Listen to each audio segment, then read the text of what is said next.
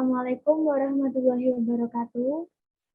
Kami dari kelompok 2 akan mempresentasikan materi manajemen pemasaran yang diambil dari buku Marketing Theory, Evidence and Practice, bab keempat, 5, dan 6. Yang diampu oleh dosen Siti Fatimah, SEMM. Sebelumnya, kami akan memperkenalkan diri. Perkenalkan, nama saya Dwi Ayu Lestari, NIM 21104111244. Perkenalkan, saya Fariza Kurniamasari, NIM 21104111244. Perkenalkan, nama saya Aulia Gusti Humaira dengan NIM 21104111247. Perkenalkan, saya Laksita Rumkenanti dengan NIM 21104111248. Untuk materi yang pertama akan disampaikan oleh Dwi Ayu Lestari. Pada Dwi Ayu Lestari dipersilakan. Baik, di sini saya Dwi Ayu Lestari akan menjelaskan tentang bab 4, peran sentral riset pasar. Riset pasar memberi kita pandangan tentang pasar kita. Itu dibutuhkan untuk memahami apa yang diketahui dan dipikirkan konsumen, bagaimana mereka berperilaku, dan bagaimana upaya perusahaan diterima, dan untuk mengidentifikasi peluang pertumbuhan. Riset pasar memungkinkan kita untuk mengidentifikasi peluang dan masalah pemasaran. Ini digunakan untuk menghasilkan, memperbaiki, dan mengevaluasi tindakan pemasaran, untuk memantau kegiatan pemasaran dan kinerja pasar, dan untuk mengidentifikasi cara-cara di mana kegiatan pemasaran tertentu dapat dibuat lebih efektif. Riset pasar melibatkan 1. Menentukan informasi yang dibutuhkan. 2. Merancang metode untuk mengumpulkan informasi. 3. Mengelola dan menerapkan proses pengumpulan data. 4. Menganalisis hasil. Dan 5. Mengkomunikasikan temuan dan implikasinya. Pekerjaan di riset pasar. Riset pasar menawarkan kesempatan untuk bekerja di berbagai bidang dari barang konsumsi hingga pemasaran industri, pemerintah, produk keuangan, farmasi, badan amal, atau media. Riset pasar juga diterapkan pada isu-isu sosial, di mana laba atau penjualan bukanlah ukuran utama keberhasilan suatu perusahaan. Yang kedua ada komisi penelitian singkat. Sebuah penelitian singkat adalah dokumen tertulis yang merumuskan apa yang ingin Anda capai dengan penelitian Anda. Ringkasan penelitian menjelaskan mengapa organisasi ingin melakukan penelitian, mengurangi informasi apa yang ingin dikumpulkan, dan mengartikulasikan tujuan penelitian. Laporan tersebut juga menerapkan garis waktu yang harus dipenuhi dan sumber daya yang tersedia. Seringkali ringkasan juga memberikan indikasi apakah data kuantitatif lebih berbasis numerik atau kualitatif lebih didasarkan pada identifikasi masalah. Diperlukan dan apakah hasilnya harus dilaporkan kembali sebagai data mentah dalam presentasi atau sebagai laporan tertulis. Yang ketiga, tahapan kunci dari proses penelitian terbagi menjadi 6 tahap kunci, yaitu 1. Mengidentifikasi tujuan penelitian. 2. Menentukan informasi yang diperlukan dan desain penelitian. 3. Pendekatan luas. 4. Mengumpulkan data kerja lapangan. 5. Persiapan dan analisis data. 6. Laporan atau presentasi untuk mengkomunikasikan hasil. Manajer pemasaran harus sangat terlibat dalam 2 tahap pertama, karena dibentuk untuk mengapa penelitian diperlukan dan bagaimana penelitian itu akan digunakan oleh perusahaan. Tahap 3-6 adalah di mana perusahaan riset memimpin. Namun, klien masih memiliki peran penting untuk dimainkan di sini. Memberikan data yang kontak pelanggan, melihat kerja lapangan dalam tindakan, dan membentuk cara hasil disajikan. Data kuantitatif dan kualitatif. Yang pertama ada data kuantitatif. Data kuantitatif yaitu jenis data yang dapat diukur atau dihitung secara langsung yang berupa informasi atau penjelasan yang dinyatakan dengan bilangan atau berbentuk angka. Yang kedua ada data kualitatif. Data kualitatif adalah sebuah penelitian riset yang sifatnya deskripsi, cenderung menggunakan analisis dan lebih menampakkan proses maknanya. Dari yang selanjutnya akan disampaikan oleh saya sendiri. Mendapatkan hasil maksimal dari penelitian kuantitatif dengan cara untuk dapat mendapatkan hasil yang maksimal, kita harus memilih metodologi yang sesuai. Seperti Pertimbangan sampel.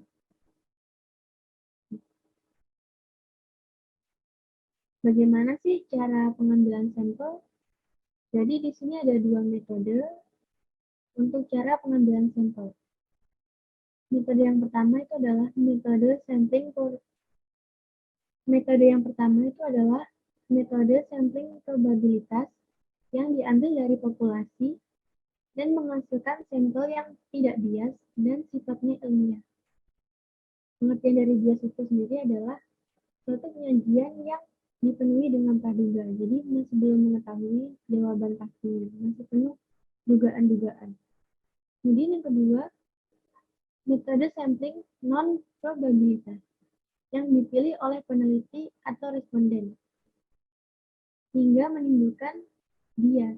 Jadi untuk suatu penelitian agar menemukan hasil yang maksimal, lebih baik menggunakan metode sampling probabilitas. Memahami analisis. Tujuan utama dari analisis itu kan adalah untuk mengatur dan meringkas data sehingga pola dapat diidentifikasi. Contohnya analisis univariat atau analisis korelatif. Ada beberapa variabel yang terdapat dalam analisis univariat. Yang pertama itu ada modus. Jadi modus itu adalah nilai yang sering muncul dalam pengambilan sampel. Kemudian ada median. Median itu adalah nilai tengah ketika diurutkan dari tertinggi dan terendah. Kemudian ada median. Median itu adalah nilai tengah dari nilai yang diurutkan dari yang tertinggi ke yang terendah. Kemudian ada min. Min itu adalah rata-rata dihitung dengan jumlah semua nilai dibagi dengan jumlah kasus. Kemudian ada selisih atau jarak. Artinya adalah nilai terbesar ke yang terkecil. Penulisan laporan penelitian yang terstruktur. Tugas dari penyedia penelitian adalah membuat penelitian yang dapat dipahami dengan memberikan konteks, penjelasan, dan ringkas kepada klien. Meskipun ada variasi di setiap proyek penelitian, biasanya laporan penelitian pasar memiliki struktur sebagai berikut. Yang pertama ada ringkasan eksekutif. Isinya menguraikan temuan-temuan kunci, implikasi, dan rekomendasi. Kemudian ada latar belakang. Mirip dengan isi ringkasan yang menguraikan mengapa penelitian diperlukan dan bagaimana penelitian itu terjadi. Kemudian ada tujuan penelitian. Menautkan kembali ringkasan klien dan merinci tentang apa penelitian itu. Kemudian ada metodologi. Kemudian ada metodologi. Metodologi itu menguraikan siapa yang dilibatkan dalam penelitian, bagaimana mereka dipilih, berapa banyak dari mereka yang berpartisipasi, statistik kerja lapangan utama, jenis analisis yang digunakan, dan sebagainya. Kemudian ada temuan. Temuan ini adalah struktur bagian yang dapat sangat bervariasi, tergantung pada proyeknya. Biasanya dimulai dengan informasi deskriptif yang sederhana, kemudian beralih ke temuan yang lebih kompleks. Kemudian ada kesimpulan. Kesimpulan ini adalah kesimpulan dari semua penelitian yang direkomendasikan. Inti dari apa yang telah diteliti. Kemudian ada lampiran. Lampiran itu berisikan profil peneliti, salinan instrumen penelitian, seperti kuesioner atau lembar petunjuk kelompok fokus, tanggapan, kata demi kata, dan sebagainya. Selanjutnya akan disampaikan oleh Aulia Gusti. Pada Aulia Gusti dipersilakan. Terima kasih, Farisa. Di sini saya akan menjelaskan bab 5, yaitu lingkungan pemasaran. Yang pertama, lingkungan pemasaran, yaitu segala sesuatu yang mengelilingi dan menimpa atau memiliki efek pada suatu sistem, baik Sistem yang baik harus mampu bereaksi dan beradaptasi dengan perubahan lingkungan. Yang kedua, lingkungan mikro. Lingkungan mikro terdiri dari semua organisasi dan individu lain yang secara langsung dan atau tidak langsung mempengaruhi aktivitas organisasi. Lingkungan mikro terdiri dari pelanggan, pesaing, perantara, pemasok, dan pemerintah. Yang ketiga, lingkungan makro. Lingkungan ini terdiri dari tren dan kekuatan umum yang mungkin tidak segera mempengaruhi hubungan yang dimiliki perusahaan dengan pelanggan, pemasok, dan perantaranya. Tetapi cepat atau lambat ketika lingkungan berubah, tren dan kekuatan ini akan mengubah sifat hubungan tingkat mikro tersebut. Yang lingkungan makro terdiri dari lingkungan ekonomi, lingkungan politik, lingkungan sosial budaya, lingkungan demografi, lingkungan teknologi, lingkungan ekologis, dan lingkungan internal. Yang keempat, pemantauan dan respon perubahan lingkungan. Ada banyak contoh perusahaan yang gagal membaca lingkungan pemasaran mereka dan akhirnya layu dan mati. Untuk menghindari nasib ini, perusahaan harus memahami apa yang terjadi di lingkungan bisnisnya, merespon dan beradaptasi dengan perubahan lingkungan. Next.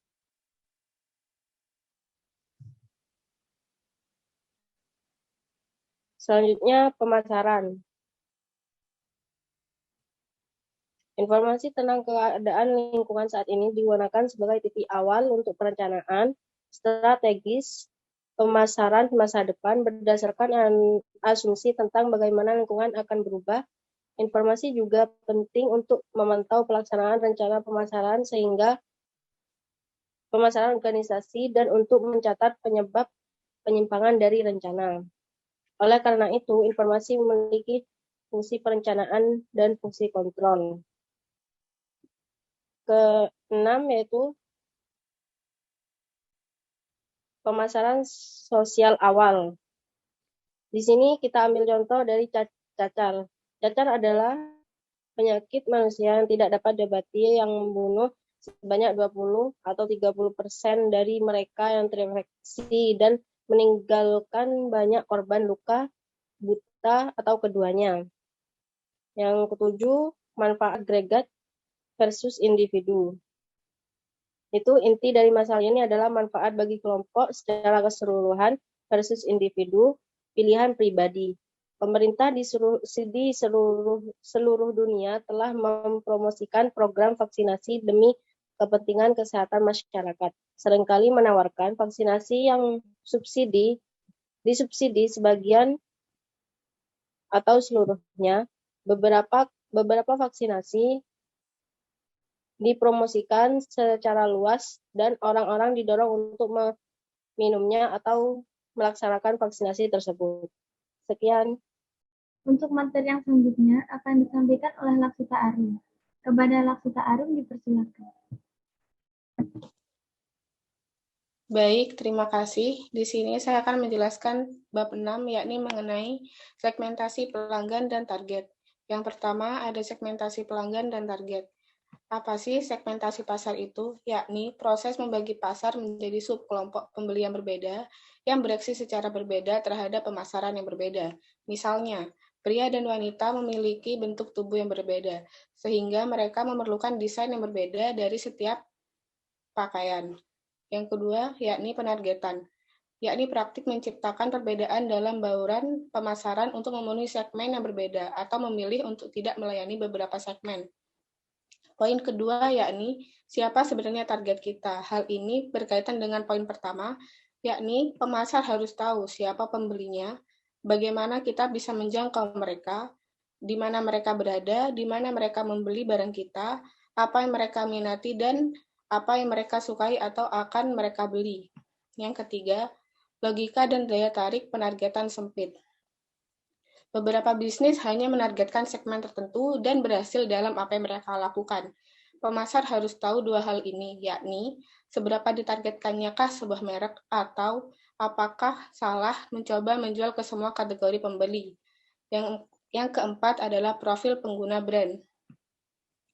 Sejumlah peneliti telah menguji secara empiris apakah merek pesaing memiliki basis pelanggan yang berbeda atau tidak, sesuatu yang akan menjadi hasil logis dari segmentasi dan strategi pemasaran. Next. Yang kelima, menargetkan seluruh pasar dengan varian produk. Penting untuk memiliki penawaran produk yang cukup menarik pada pasar untuk memungkinkan mereka memiliki skala yang cukup untuk menjadi sukses. Mereka harus dipromosikan secara efektif, dihargai secara kompetitif, dan didistribusikan secara luas. Pemasar massal yang canggih dapat menawarkan banyak penyesuaian tanpa harus mengidentifikasi dan menargetkan pembeli yang berbeda.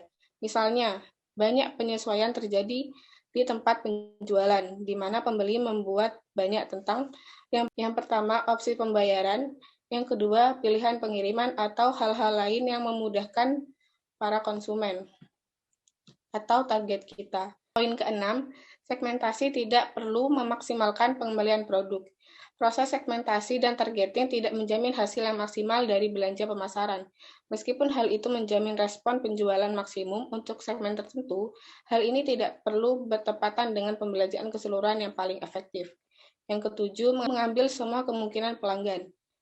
Meskipun mungkin tidak sulit untuk menarik semua pembeli di pasar, ada banyak biro iklan yang sukses melakukan pekerjaan yang sangat baik untuk klien mereka yang memiliki basis pengguna yang sangat luas. Contohnya, Apple, Sony, Nike, dan banyak lagi.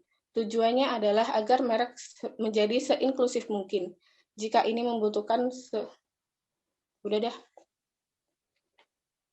Tujuannya agar merek menjadi seinklusif mungkin. Yang terakhir, praktik penargetan yang cerdas. Pemasar yang cerdas mengambil sejumlah langkah, yakni yang pertama, memastikan mereka memahami dan mendokumentasikan siapa yang membeli kategori tersebut. Yang kedua, selalu periksa bilangan real daripada hanya mengandalkan indeks. Yang ketiga, mengukur kekurangan apapun pada merek. Yang keempat, menyadari bahwa penambahan merek berarti menjual lebih banyak kepada orang yang sama. Yang kelima, mengetahui bahwa pemberi bukanlah kunci pertumbuhan. 6. Menggunakan kontribusi laba keseluruhan terhadap ROI kampanye untuk menilai kinerja pemasaran. Yang ketujuh, melihat untuk memaksimalkan keseluruhan penjualan dan margin, refleksi kritis bukan hanya respon dari target pasar. Terima kasih. Demikian presentasi dari kelompok kami. Apabila ada kesalahan kata, mohon maaf dan mohon maklum. Wassalamualaikum warahmatullahi wabarakatuh.